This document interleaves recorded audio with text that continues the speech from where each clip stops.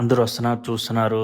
మీకు నచ్చితే సబ్స్క్రైబ్ చేసుకోండి. అండ్ మీకు నచ్చితే మాత్రమే సబ్స్క్రైబ్ చేసుకోండి. లేకపోతే చేసుకోవద్దు. చూడండి, మీకు ఈ వీడియో కాకపోతే నెక్స్ట్ వీడియో, నెక్స్ట్ వీడియో కాకపోతే ఇంకో నెక్స్ట్ వీడియో. మీకు నచ్చితేనే సబ్స్క్రైబ్ చేయండి. లేకపోతే వద్దు. ఈ వీడియో నచ్చకపోతే నెక్స్ట్ వీడియో చూడండి. దాంట్లో మీకు ఓకే అనిపిస్తేనే చేయండి. ఓకేనా? బిఫోరే ప్రశాంత్ నీల్ అయితే ఈ విధంగా చెప్పారంట రవి బాసూర్ గారికి. కేజీఎఫ్ అయితే అప్పుడప్పటికి ఎక్కించే విధంగా కొట్టు, కానీ ఇది మనకు సలార్ అయితే స్లో పాయిజన్లకు మెల్లిగా ఎక్కించే విధంగా అయితే కొట్టు అని చెప్పాడు. ఆ విధంగానే మన రవి బాసూర్ అయితే కొట్టారు.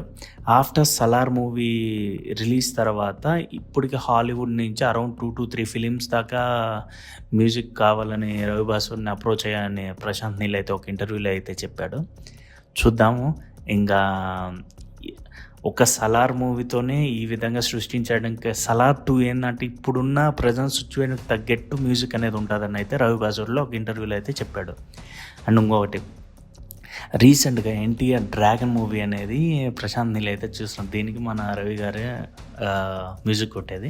చూద్దాం. ఇది ఇప్పటికీ నేను ఎన్టీఆర్ ఒక లుక్ అయితే చూశాను. ఈ లుక్లో ఏంటంటే ఎన్టీఆర్ టాప్ నాచ్ ఉన్నాడు. మొత్తం ఏంటంటే లైక్ బ్రూస్లీ టైపు, అంటే తన బాడీ అంతా ఆ విధంగా మేకౌట్ చేసుకుంటున్నాడు, లీన్ బాడీ లాగా.